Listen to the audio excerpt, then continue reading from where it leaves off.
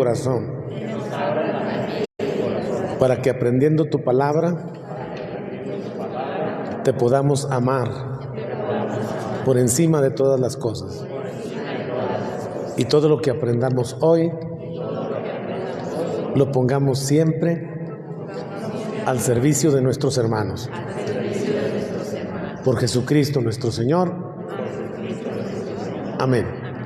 Bajo tu amparo nos acogemos, Santa Madre de Dios, no desprecies las súplicas que te hacemos en nuestras necesidades, antes bien líbranos de todos los peligros, oh Virgen gloriosa y bendita.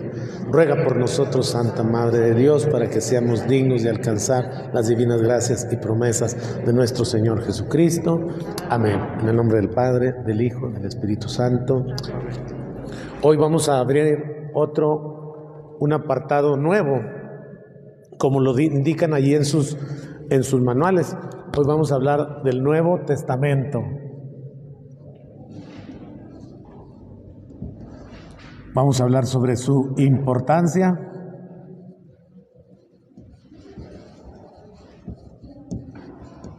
y luego en una segunda parte vamos a hablar de unas nociones generales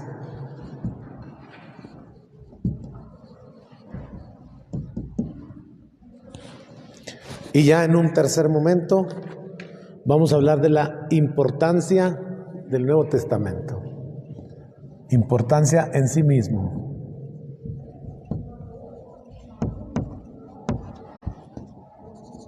Y esta es importancia para nosotros.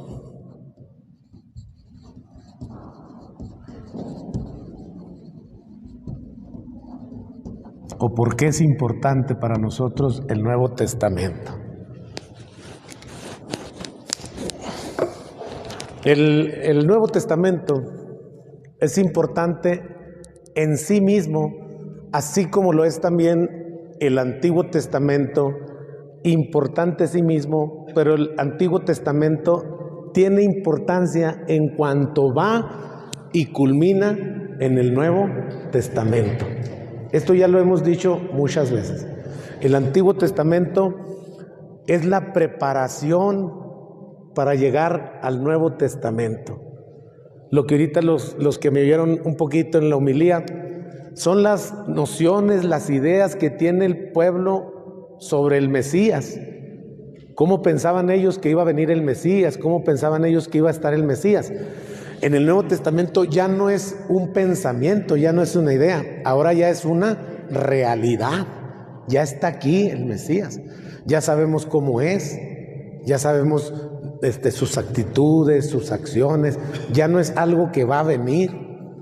Bueno, para el pueblo judío todavía existe esa esperanza, O sea, ellos todavía tienen la esperanza de ese Mesías que está a punto de venir. Nosotros no, nosotros ya es una realidad, ya está entre nosotros. Entonces, esto quiere decir que los 46 libros del Antiguo Testamento van encaminados a los 27 libros del Nuevo Testamento. Estos 46 libros están en función de estos 27 libros. De tal manera, fíjense, esto está bien padre. Para entender el Antiguo Testamento, primero tenemos que ver el Nuevo Testamento. Y entonces recordaremos lo antiguo. Lo mismo ocurre en el Nuevo Testamento, Ahorita lo vamos a ver, en estos momentos lo vamos a ver específicamente, cómo para entender lo antiguo, primero tenemos que entender lo nuevo, lo que está aquí. Y eso es entendible, hasta en nosotros las personas.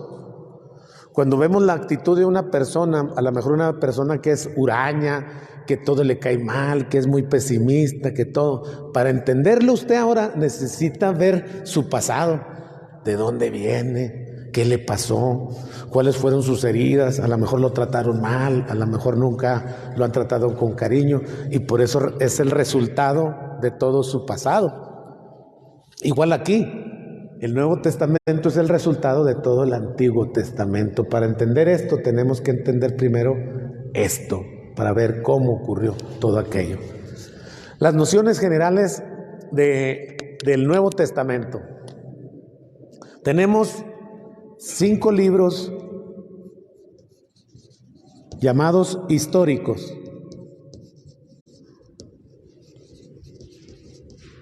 ¿Cuáles son esos 5 libros históricos? Pues los 4 evangelios y el libro de los Hechos de los Apóstoles.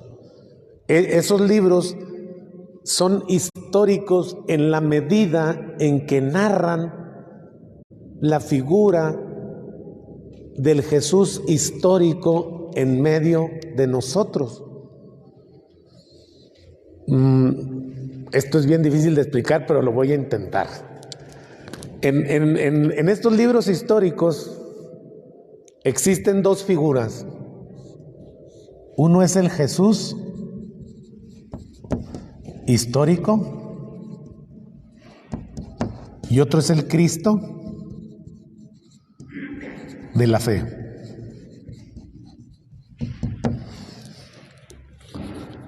¿Cuál es el Jesús histórico? El Jesús histórico es el Jesús que camina en Nazaret, que nace en Belén de Nazaret, que camina por Jerusalén. Es el Jesús que siente sed y se arrima al pozo y le pide agua a la samaritana. El Jesús histórico es aquel que es flagelado, que camina con la cruz, que se cae tres veces. Es el Jesús que crucifican en el Monte Calvario. Es el Jesús que muere en la cruz. Es el Jesús que resucita al tercer día. ¿Cuál es el Cristo de la fe? El que multiplica los panes, el que le devuelve la vida a Lázaro, el que cura a los enfermos, el que llevamos nosotros adentro aquí de nuestro corazón, el que nos acompaña a nosotros en cada momento, en cada instante de nuestra vida. No quiere decir que sean 2 Cristos o 2 Jesús, es el mismo, pero uno se narra como un personaje histórico, humano, lo que decimos en el credo, es verdaderamente hombre, y el otro es verdaderamente Dios.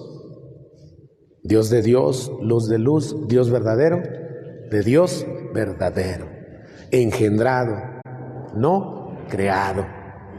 Estos son los Jesús, el Jesús histórico y el Cristo de la fe, que narran estos 5 libros. Luego vienen 21 cartas, ¿no?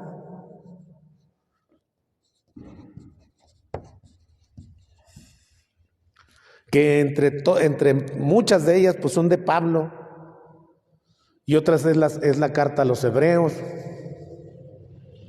Y luego vienen 7 cartas que se conocen como católicas, que son 1 y 2 de Pedro, 1 de Judas, 3 de Juan. Nos está faltando una, que es la de Santiago.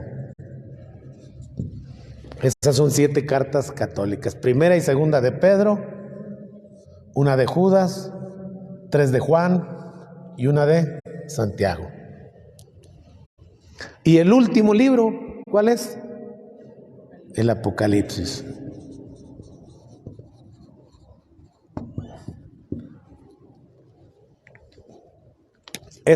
Aquí viene lo interesante, cómo se formaron estos libros, cómo se fueron escribiendo, más que nada, que eso es lo que nos interesa a nosotros.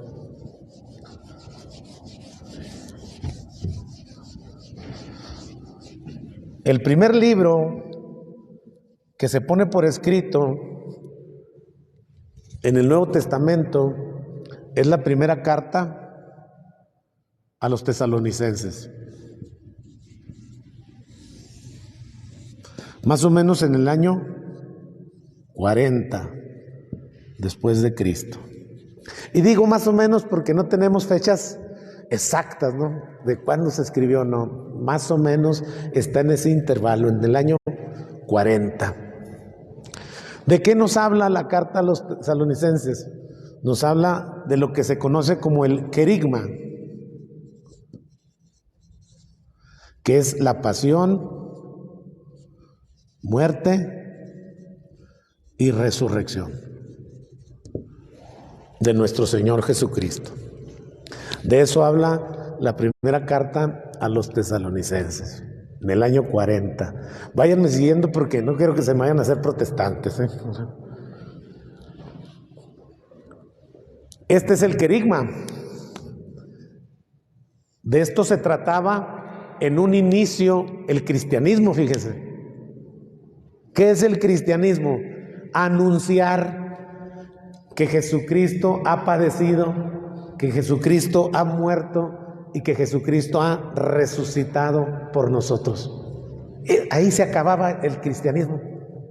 No había más. La palabra querigma, eso significa, ¿no?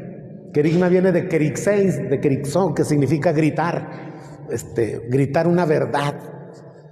Se subían a los kioscos, se iban a las plazas y empezaban a gritar el querigma. ¿Qué es el querigma? La pasión, la muerte y la resurrección de nuestro Señor Jesucristo.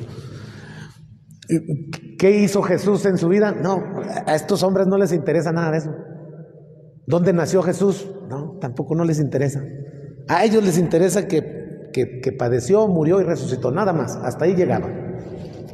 Luego, muchas cartas son de esa fecha, no nada más la carta a los tesalonicenses. Es la más antigua, pero muchas de esas oscilan entre esa fecha. Ojo, ¿cuándo murió Jesús? El año 33. ¿Este es del año? ¿Cuánto hace que murió? 7 años, o sea, está fresquecito el asunto. Está fresquecito. De aquí vamos a ver cuál es el primer evangelio que se escribe. Y el primer evangelio que se escribe es el evangelio de Marcos. Más o menos en el año 50 después de Cristo. ¿De qué habla el evangelio de Marcos? Del bautismo. Allí arranca el evangelio de Marcos. Ustedes abren el evangelio de Marcos, capítulo 1, y empiezan a narrar ahí el bautismo de nuestro Señor Jesucristo. Fíjense cómo, mientras el tiempo avanza hacia allá, la vida de Cristo avanza hacia atrás. Estos nomás hablaron de la pasión, de la muerte y la resurrección. Marcos se va a hacer más atrás. No, aquí no puede ser la vida de Jesús. Jesús tiene que haber comenzado su vida pública. Entonces, Marcos empieza a hablar de Jesús desde los 33 años en adelante, o de los 30 años en adelante, donde empieza su vida pública. Cuando Jesús empieza su vida pública, a los 30 años. Y entonces se hace bautizar por Juan el Bautista y empieza su vida, su recorrido.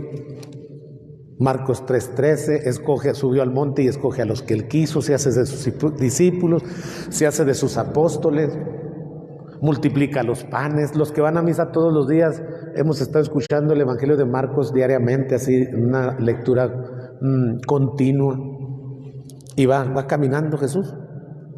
¿Cuál es el siguiente evangelio que se pone por escrito? Pues el evangelio de Mateo. 75 más o menos.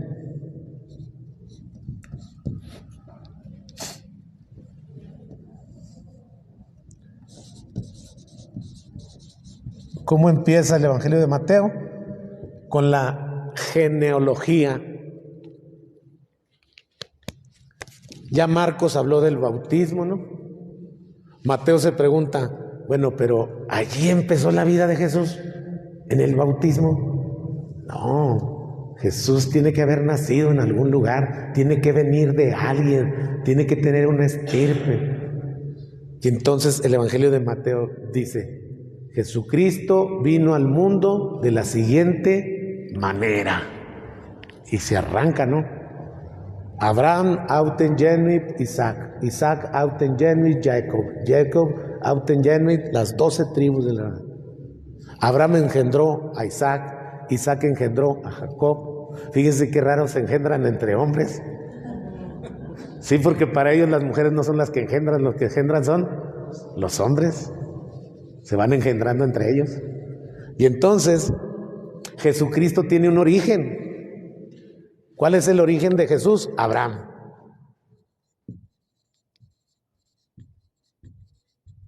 Abraham es el origen de Jesús.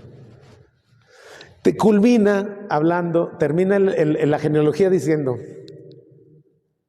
fue engendrado José, que fue el padre de Jesús. Así culminan las genealogías. Entonces, este evangelio casi es el evangelio de José, el papá de Jesús. Pero si tiene papá, el siguiente evangelio es el de Lucas, más o menos los 80. Y empieza con la anunciación.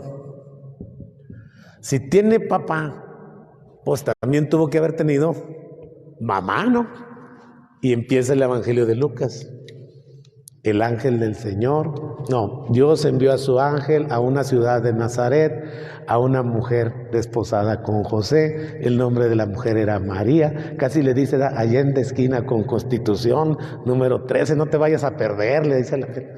Le da todos los pormenores. Llega el ángel y se le presenta a María. Pudiéramos decir que María, y no solamente María, sino las mujeres son las protagonistas del evangelio de Lucas. Fíjese, ponga detalle porque eso no es detalle menor. ¿Cómo vamos avanzando en el tiempo?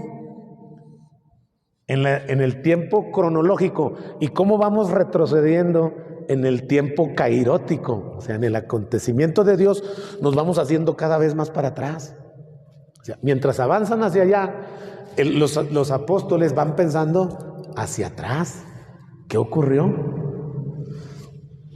Este habló de la pasión, muerte y resurrección, este habló del bautismo, este se hizo más atrás, hasta Abraham, este se hizo todavía más atrás, hasta María. Y el otro, el último, pues ya la agarró hecha. Este se escribió entre los 90, unos dicen que en los 90, otros dicen que en el año 100, y este se va a la creación,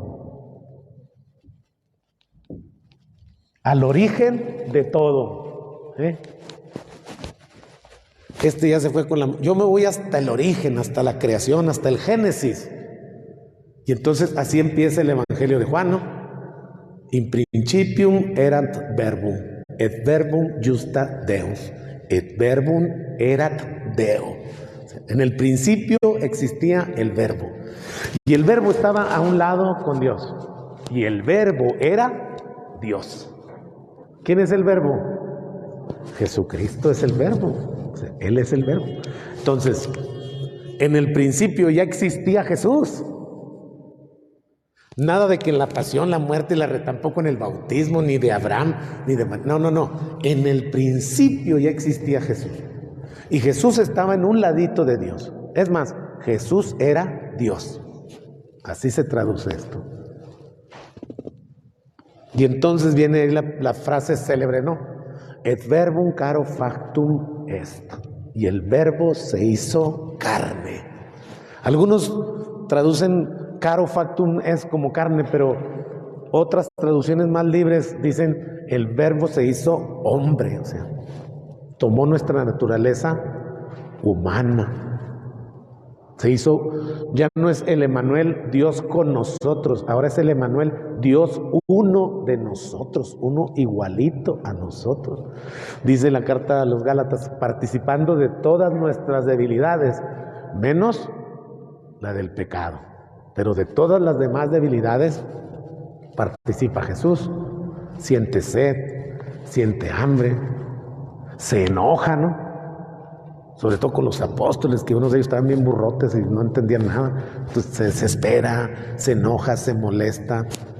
Es capaz de hacer unos cordoles con unos cíngulos y golpear a los que están vendiendo.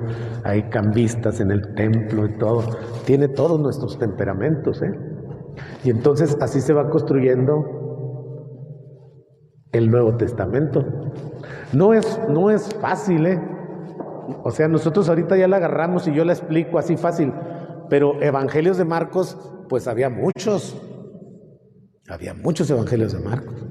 Ellos tuvieron que determinar cuál era el evangelio verdadero, el evangelio realmente inspirado por Dios.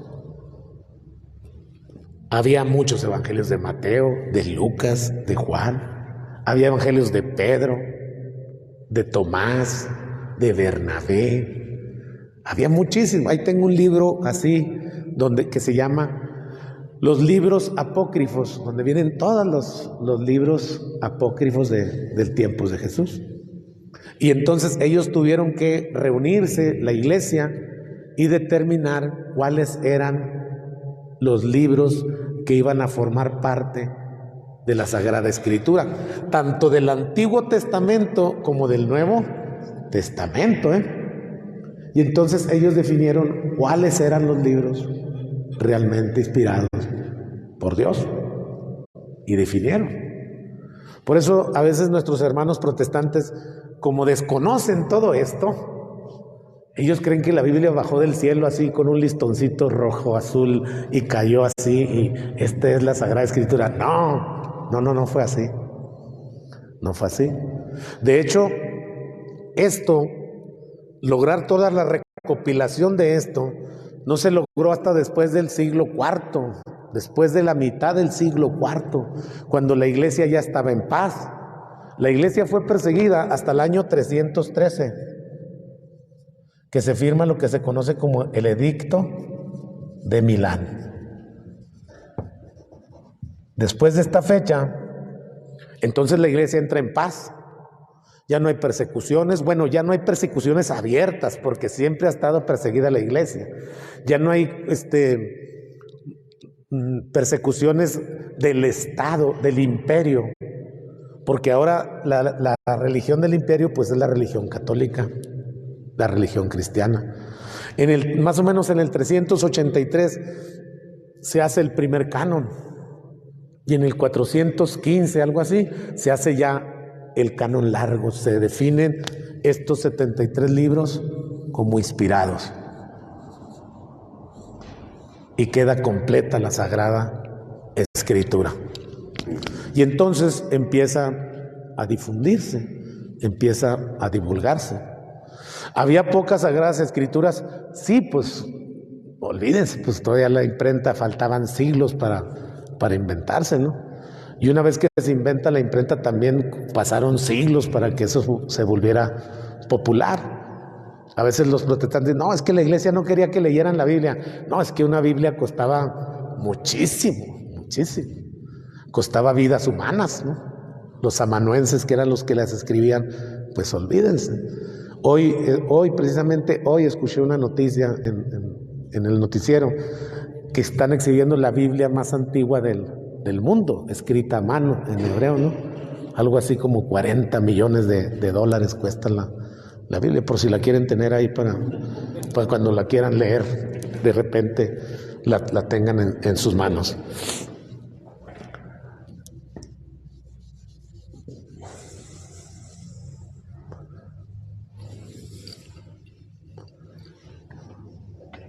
Si surge alguna duda, luego dicen, a ver, eso no me quedó bien claro. ¿En qué te basaron para determinar cuáles son las Sí. Es muy buena pregunta esa. Sí. Uno, lo más importante,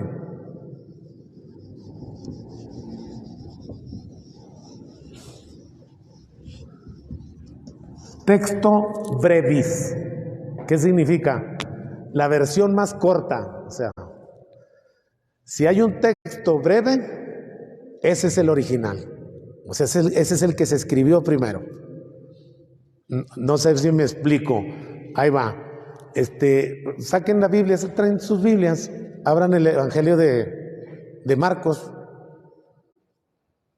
y lean ahí el bautismo de nuestro Señor.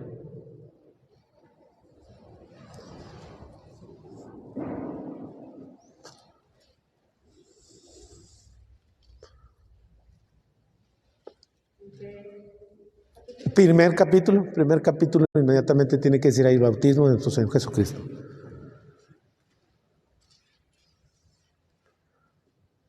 Sí. No. Sí, léalo, léalo. Sí.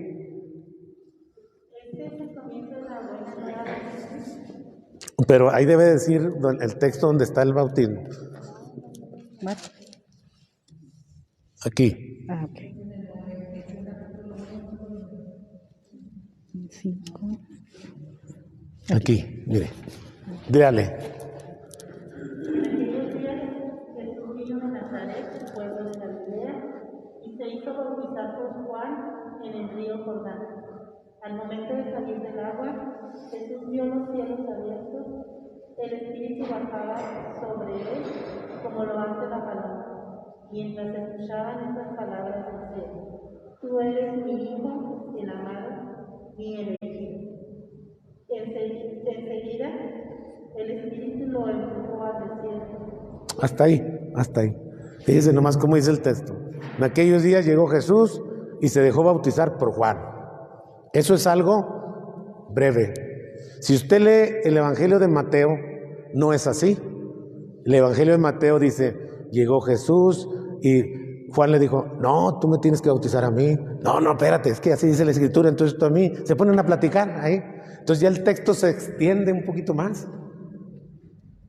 Baja el Espíritu Santo en forma de paloma y le dice, este es mi Hijo amado en quien me complazco, escúchenlo. Se va agrandando el texto. El texto más breve es el texto original. 2. El texto más ordinario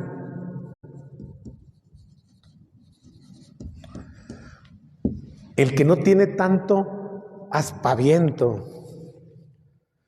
Hace como un mes leí el Evangelio de Bernardo y el de Tomás, donde da a luz la Virgen María. Está dando la luz la Virgen María y van 2 mujeres a auxiliarla, 2 parteras. Una se llama Salomé. Y entonces Salomé le dice a la otra mujer, oye, ya dio a luz, pero sigue virgen. Y luego la otra dice, no, ¿cómo va a seguir? Sí, mira, asómate. Y ahí están ahí fisgoneando las 2. Y entonces una la toca y se empieza a llenar de lepra. Se empieza a llenar de lepra. Y entonces dice, mira lo que pasó, me estoy muriendo. Y el niño Jesús la toca y queda limpia. O sea, está medio fantasioso ese relato. Entonces ese queda fuera, descartado. Jesús hacía pollitos de barro y les soplaba y caminaban los pollitos. Pero Judas, que era maldoso desde chiquito, llegaba y se los destruía, o sea, se los tumbaba. O sea, está medio fantasioso el relato. Si usted lee los evangelios, son ordinarios. O sea, es una vida tan ordinaria que a veces nos espanta. Como hoy se espanta Pedro del anuncio de Jesús, ¿no? Me tienen que agarrar, juzgar, asesinar, maltratar, crucificar. No, ¿cómo te va a pasar eso? Pues es que es algo ordinario, es algo que le puede pasar a cualquiera. Y él sabía que le iba a pasar porque le daba patadas al pesebre, ¿no? A los fariseos les llamaba hipócritas, raza de víboras. Oye, pues ¿qué querías que le hicieran? No le iban a prender unas velas y a rezar un rosario. No, es que eso iba a culminar. Y tercero, pues ellos recibían la inspiración, una inspiración divina que los hacía elegir lo que era de Dios a lo que no era de Dios. Y entonces tuvieron que sacar del canon, fíjese bien, entiéndame, tuvieron que sacar del canon estos libros que les llamaron apócrifos, que se llaman, nosotros muchas veces, y el vulgo popular cree que apócrifo significa falso o mentiroso o algo que no es cierto. No, eso no significa apócrifo. Apócrifo significa el que tiene un criterio diferente al normal, o sea, lo que está oculto y piensa de manera diferente. Pudiéramos nosotros pensar, hace poquito una señora también me preguntó, oiga padre, ¿existen cosas verdaderas en los libros apócrifos, en los evangelios apócrifos? Seguramente que sí, existen cosas ciertas de ahí. Claro, a lo mejor la mayoría no, ¿eh? La mayoría es producto de la imaginación, de la fantasía. para que el relato se haga un poquito más emocionante, más cierto. Es como los nombres de los evangelistas. Aquí se las voy a poner más difícil. Marcos, Mateo, Lucas, o Mateo, Marcos, Lucas y Juan. ¿Ellos escribieron los evangelios? Pues no, ellos no fueron. Ellos no fueron. Hace poquito en la reforma litúrgica de este siglo ya, les iban a cambiar los nombres a los evangelios. Ya no se iban a llamar evangelio según San Mateo, evangelio según San Marcos, según San Lucas, según San Juan. Ahora se iban a llamar el evangelio de la comunidad a la cual le predicó Mateo. O sea, este es el evangelio de la comunidad de Mateo. Porque sin lugar a dudas, toda la Biblia es una recopilación de gente que escuchó las predicaciones. Aquí a misa todas las mañanas viene una señora a misa y se sienta aquí en esta banca y empiezo a predicar y saca su libretota y su pluma y digo yo, ahora tengo que predicar muy certeramente porque todo lo va a escribir esa señora. Y en septiembre fui a Nashville, a Tennessee, y allí estaba peor, porque apenas empecé a predicar sacaban 100,000 celulares y paz, ching, o sea, y por eso le tengo miedo a porque hay que decir las cosas certeramente, porque cuánta gente no lo va a ver, o sea, cuánta gente no lo va a escuchar. Entonces, se le quiso cambiar el nombre para decir que el evangelio era propiedad o había brotado o emanado no de una sola persona, sino de una comunidad que tiene diferentes puntos de vista. Y hubo un recopilador, o sea, alguien que juntó todos esos dichos, parábolas, historias y los puso por escrito. A ese se le llama el recopilador. Ay, me agarró. Entonces, ese recopilador le puso el nombre al evangelio de uno de los apóstoles. ¿Para qué? Para que el libro tuviera más rating. O sea, para que las personas dijeran, este lo escribió alguien que sí estuvo con Jesús, alguien que sí caminó con Jesús, alguien que lo conocía. Bueno, padre, yo tengo ahí una duda porque yo sabía que Mateo fue escriba de Jesús, de sus vivencias a partir de los 30 cuando los empieza a reclutar. Miren, es que meterse en eso es un bosque. Es que eso es meterse en un bosque. Hay un libro que se llama, a este se le conoce como la fuente Q. Cuele significa en alemán perdido. Esto fue lo primero que se encontró en los escritos del Evangelio, la fuente Q. De esta fuente Q nació el Evangelio de Mateo. De esta fuente Q, junto con la de Marcos, se empezaron a escribir lo que se conocen como los evangelios sinópticos.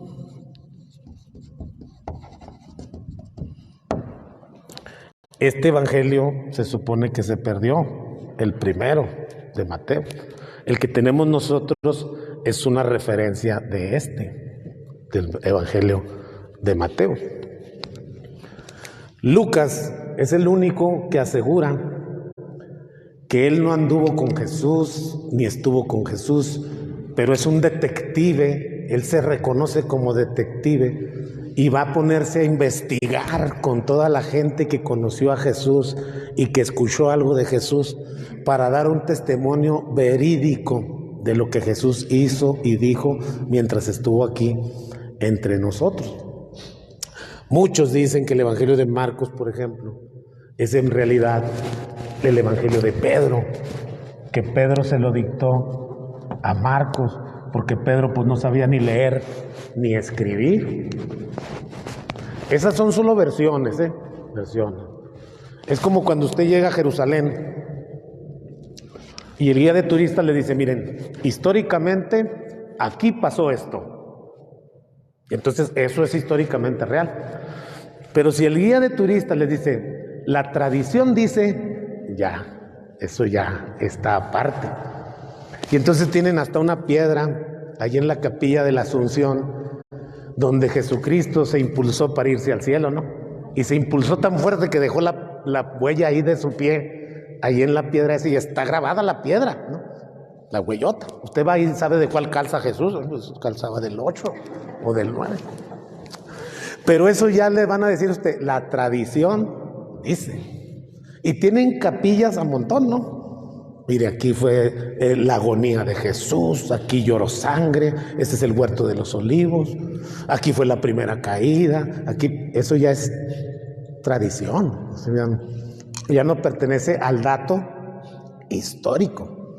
Como por ejemplo, sí pertenece al dato histórico el pozo donde se encontró con la samaritana, la cueva donde nació en Belén. O sea, hay datos que sí son históricos y hay otros datos que pertenecen a la tradición. Aunque quiero recordarle que nuestra iglesia está hecha de datos históricos y de tradición oral también. O sea, nosotros tenemos muchos datos verídicos por medio de la tradición, pero la tradición con T mayúscula, no la tradición con T minúscula. Y meternos en esto de los evangelios de la Sagrada, todo es una chulada. A mí me encanta todo esto, pero es un montón de papeles estarnos aquí. Después dice, bueno, así se eligieron los libros. Bórrale, Chino, por favor.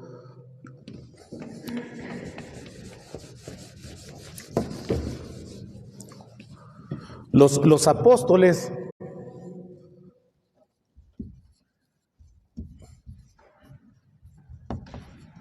y que si vamos a poner a Jesús aquí arriba, Jesús elige a sus apóstoles. Pero los apóstoles, a su vez, también eligen sus discípulos.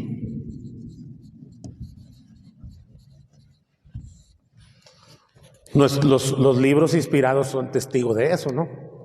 Ustedes pueden escuchar otros nombres nuevos, por ejemplo, en los Hechos de los Apóstoles van a escuchar a un Bernabé, van a escuchar a un Simón, van a escuchar a Ananías, a personas de la primera generación de cristianos.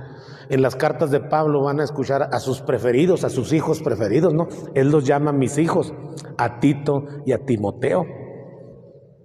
Pero también van a escuchar a Filemón y a otros más que él consideraba sus discípulos, sus predilectos, los de él. Y entonces estos se van a ir multiplicando por todos lados. Los discípulos, muchos dicen que por la persecución, esto está de cuestionarse, pero puede ser que sí sea mucho verdad. Muchos dicen que por la persecución de los cristianos, el cristianismo se difundió por todas las partes del mundo antiguo. Pero yo digo que aunque no hubiera habido persecución, era un mandato divino que fueran a predicar por todo el mundo. Vayan y predíquenle a todas las naciones. ¿Que esto adelantó el mandamiento? Sí, puede ser que sí. Pero si no hubiera habido esto, de todos modos los apóstoles tenían el mandato de ir y anunciar a todas las naciones el evangelio. Cuando esto se da, la persecución, entonces el evangelio se disemina por muchas partes, Y entonces, fíjese, esto que le digo es muy normal. Aquí llegó un evangelio, a esta parte del mundo llegó un evangelio de Marcos, que en el tronco común es igual a este evangelio de San Marcos. Pero de este lado del mundo a este otro lado del mundo las cosas cambian mucho. Y entonces no es el mismo evangelio de Marcos aquí que el evangelio de Marcos acá. Algunos entendían unas formas aquí y otros otras formas acá, pero eso es muy normal. Eso es muy normal. Usted habla aquí, nosotros decimos que hablamos español, pero más bien hablamos mexicano. Porque cuando nosotros vamos a hablar a otro país de la misma habla, no se entiende lo mismo que nosotros entendemos. No se entiende. Hay muchas cosas que no se entienden. Los que han viajado por diferentes partes del mundo me entienden lo que yo estoy diciendo, ¿no? Yo estuve mucho tiempo en Puerto Rico y un día llegué a un lugar donde vendían pizzas. Pasaba, yo siempre iba a misa a un ranchito y volvía. Decía, venden pizzas así como aquí venden hamburguesas en la calle. Ahí deben de estar las pizzas muy ricas. Y un día venía temprano y llegué allí a la pizzería. Y está una muchacha. ¿Qué vas a llevar, papi? Así se me... Le dije, una pizza. Oh, sí, te la preparo. Y saca un molde como de este vuelo, o sea, grande. Y pues a mí se me hizo muy grande la pizza, ¿no? Le dije, oye, ¿no tienes chicas? Le dijo, perdón, que si no tienes chicas. Dijo, no, aquí vendemos pizza. Aquí. Dije, ¿qué me entendió ella? O sea, para que vean que no es el lenguaje, no coincidimos en el lenguaje. Pues con los evangelios tuvo que ocurrir lo mismo hasta que no inventamos la imprenta. Y entonces la misma versión que yo tengo aquí es la misma versión que tienen en China, es la misma versión que tienen en Australia, es la misma versión que tienen en Inglaterra. Pero, y aún así, no se es fiel a todo el texto porque unas cosas no se pueden decir en otros lados. Hay ciertas palabras que sí son fieles, pero son pocas las palabras. Por ejemplo, la palabra amén es igual en todo el mundo, ¿no? Se dice igual en cualquier idioma. La palabra aleluya también es igual en todo el mundo, o sea, pero son poquísimas las palabras que cruzaron la aduana de los idiomas y permanecieron fieles. Todas las demás han sufrido un cambio. Además de que ya los filólogos, los estudiantes de la lengua, de las palabras, pues ellos coinciden que el lenguaje es muy limitado, es muy limitado. Las cosas que yo digo, yo creo que las entienden ustedes como yo las digo, pero a veces ustedes no las entienden como yo las digo o como yo quiero que ustedes las entiendan. Ustedes las entienden como su capacidad cerebral las puede, ¿cómo se llama? Decodificar, pero no como yo quiero que ustedes las entiendan. Lo mismo ocurre aquí. Son humanos los que escribieron los evangelios y todo el Nuevo Testamento, no nada más los evangelios. Por eso a veces se cruzan los cables y a veces un ciego en el evangelio de Marcos se convierte en 2 ciegos en el evangelio de Mateo. Un leproso se convierte en 10 leprosos. 5,000 hambrientos se convierten en 7,000 hambrientos. 12 sobras de canasto se convierten en 7 y así va caminando la explicación del evangelio. ¿Por qué es importante? Borra chino, por favor. ¿Por qué es importante para nosotros? Este es el último cuadro de esos libros. ¿Por qué es importante para nosotros el Nuevo Testamento? ¿Por qué es importante para nosotros leer el Nuevo Testamento? Porque el Nuevo Testamento es una forma de conocer a Cristo. Hay muchas formas de conocer. Cristo es una persona. Y entonces nosotros vamos a conocer a Cristo como se conoce a una persona. ¿Cómo se conoce a una persona? Pues con el trato diario. Usted empieza a tratar a una persona, seguramente en el primer encuentro, pues es un trato tímido, es un trato no tan abierto, es un trato en donde yo me defiendo y él se defiende. Yo quiero mostrar lo mejor de mí porque la primera impresión nunca se olvida, dicen. Una muchacha cuando se va a encontrar con un muchacho, pues es capaz hasta de bañarse. Se baña, se peina, se pinta, se arregla. El chavalo también, ¿no? Se arregla, se pone un gorrón con un alacrán de este lado y quiere impresionar. Pues con Cristo pasa lo mismo, o sea, vamos conociendo a Cristo ¿cómo? Pues leyendo los evangelios. Allí viene su personalidad, su forma de ser, su trato, cómo trataba él a las personas. Van pasando por Samaria y no los quieren recibir, y entonces Juan y Santiago van y le dicen: ¿quieres que bajemos fuego del cielo para desaparecer este ranchito porque no nos quisieron recibir? Y Jesús les dice: no, tranquilos, no, eso no es así, o sea, tranquilos. Nosotros también le hubiéramos dicho: pues es el Señor, ¿cómo no lo van a recibir? ¡Fumba! No, somos tremendos nosotros. Hace poquito me dijo ahorita no, me dijo una señora: fíjese que mi sobrino se quitó la vida colgándose en noviembre. Aquí en Parral, no, dijo, allá en Chihuahua. Y me dijo una señora que probablemente estaba en el infierno, mi sobrino. Le dije: ¿y esa señora quién es? ¿Sobrina del Papa Francisco? ¿O dónde estudió moral, teología, penitencia? No, esa es una señora muy allegada a la iglesia. Dije: pues no ha de ser tanto, porque para que piense de esa manera. ¿Usted qué piensa, padre? Le dije: mire, hay un número, el número 54 de la Gaudium et Spes, que dice claramente: Dios tiene caminos solo por Él conocidos para salvar a sus hijos. Porque si de nosotros dependiera la salvación, nos hacíamos pedazos unos a otros, ¿eh? Tú sí, tú no, tú tampoco, tú. Lo que les platiqué la otra vez de Anita, la que me ayuda aquí en la casa, discutió con su esposo y le dijo: tú ya no vas a comulgar, le dijo a su esposo. Fíjese ella. Y pues el señor está en silla de ruedas, nomás le puso los frenos y se fue a comulgar, y ya lo dejó. O sea, nosotros somos bien así, ¿cómo les diré? Exclusivistas. En lugar de ser incluyentes, somos excluyentes. O sea, tú sí, tú no. Tú eres testigo de Jehová, no, tú no.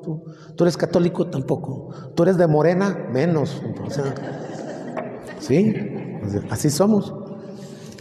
Conocer a Cristo lo podemos hacer en la oración, en la lectura bíblica, en el trato entre nosotros, o sea, descubrirnos como Cristos cada uno de nosotros. ¿Cómo más lo podemos conocer? En el sagrario, en la Eucaristía, en la comunión, en la confesión, en el trato con los débiles, con los pobres, con los ancianos, con los hambrientos, con los necesitados. Pero esta también es una fuente de conocimiento, leer los evangelios. Se da uno cuenta cómo es Cristo. Y entonces cuando se da uno cuenta cómo es Cristo y se pone uno al lado de Él, pues vemos que no somos nada, que hemos actuado alevosamente, hemos actuado equivocadamente, y entonces nos caemos, nos descuidamos. Dice José Padrós: ámame, dice en un libro que se llama Los Santos Cirios Pascuales, y le dice: Señor, te pido que me ames cuando menos lo merezca, porque será cuando más los necesite. Y esa frase está bien padre.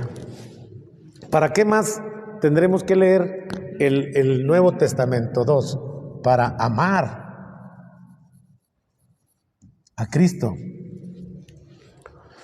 Recuerden que solo se ama lo que se conoce, y solo se conoce lo que se ama. Es decir, en la medida que yo conozco, en esa misma medida amo. Si conozco poco, entonces amo poco. Pero si conozco mucho, amo mucho. ¿Por qué creen ustedes que Dios nos ama a nosotros? ¿Porque somos buenos? No, porque nos conoce, y nos conoce perfectamente bien. Dice el Salmo: sabe del barro que estamos hechos. Sí, o sea, cuando usted se equivoca, cuando usted peca, casi lo ve Dios, se ríe y decía, ya lo sabía, o sea, ya sabía que te ibas a tropezar. El único que no sabías eras tú, pero yo ya sabía. Por eso cuando usted viene a confesarse, pues sí son importantes que usted le diga al Padre sus pecados, que ha mentido, que ha sido soberbio, que ha sido egoísta. Pero lo más importante del sacramento de la penitencia no es eso. Lo más importante del sacramento de la penitencia es que Dios se va a derramar en gracia en usted. Le va a decir, yo te perdono, yo te absuelvo de todos tus pecados. Eso es lo peor que le puede pasar cuando usted se va a confesar, que salga perdonado. Eso es lo que le va a pasar. Y con cariño, yo te perdono, yo te absuelvo. Vete en paz. Conocer, amar, para seguir a Jesús. La Sagrada Escritura, sobre todo los evangelios, están llenos de esa palabra. Sígueme, deja la cruz, sígueme, deja las redes, sígueme. Ya no vas a ser pescador de peces, ahora vas a ser pescador de hombres. Ven y sígueme. Y ese verbo sigue existiendo en nuestras vidas, o sea, Él continuamente nos sigue invitando. Vengan, síganme. Hace como pues ya va a ser casi el año, en mayo, junio, salió un desplegado en el Sol de Parral que decía, la iglesia tiene carencia de vocaciones. Yo dije, apenas se dieron cuenta estos, en mayo del año pasado. Pues eso es desde nuestro Señor Jesucristo, ¿no? Recuerden que decía, pídanle al dueño de la mies que envíe operarios, porque la cosecha es mucha y los trabajadores son muy pocos. Y estos apenas se dieron cuenta en el 2022. Pues eso viene desde hace muchísimos años. Entonces, seguir a Jesús sigue siendo un acto, además de heroico, urgente. El viernes, este viernes, ¿no? O sería el otro, el viernes 10, no, este viernes, fui a Gómez porque cambiaron de párroco en mi parroquia. Pusieron a un amigo mío. Y cuando se terminó la misa, el obispo de ahí de Gómez, ya me conoce bien, me dice, ¿cuándo se va a venir ya para acá? Ya le tengo una parroquia, ya le tengo dónde instalarlo, nomás dígame cuándo se va a volver. No, le digo, yo no me puedo ir de Parral. Ahorita no, le digo, porque imagínense que yo me vaya de Parral, pues, no que yo sea indispensable, sino que no hay, o sea, hagan de cuenta que soy un tornillo viejo que embona en una tuerca. Eso es, no es que sea indispensable, sino nomás yo estoy. Me voy yo y no puedo abandonar mi diócesis porque, al contrario, les hacen falta muchos sacerdotes. Y ya me dice el obispo, no, sí tienes razón, hijo, tienes razón, me gusta cómo piensas. No, le digo, no, si no pienso así nomás normalmente, nomás cuando desayuno bien. 4, servir, lo más difícil. Para eso hay que leer el Nuevo Testamento, para enseñarnos a servir a Cristo en su iglesia y en los demás. Ya ven que Jesucristo, esta palabra la utiliza Él mucho. Yo no he venido a ser servido, yo he venido a servir. Cuando en el capítulo 13 del Evangelio de San Juan se pone a lavarles los pies a sus discípulos, terminando de lavarles los pies les dice, ¿entienden ustedes lo que yo he hecho? Si yo, que soy su maestro y su Señor, les he lavado los pies a ustedes, ustedes tienen que lavarse los pies los unos a los otros. En el servicio encontrarán la alegría, la felicidad. Y vean qué satisfacción se siente cuando uno sirve. Así como se ha de sentir una decepción cuando se siente uno inservible. O sea, que no sirve uno.